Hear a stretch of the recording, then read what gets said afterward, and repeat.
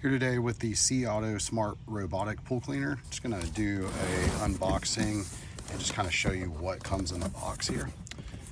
So instruction manual right up top. Here,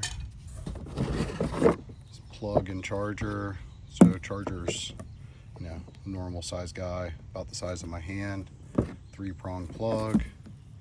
Other end is somewhat of a proprietary plug right there.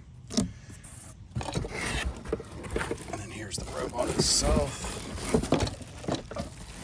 And there's nothing else in the box, so pretty simple. Love that. Let's take the plastic off here. I love this thing because it's so simple. That's kind of why I got it for our pool. Just get it out of the way there. So yeah, so there's the robot itself. Just a little plastic here. It says charge before use. It's pretty normal.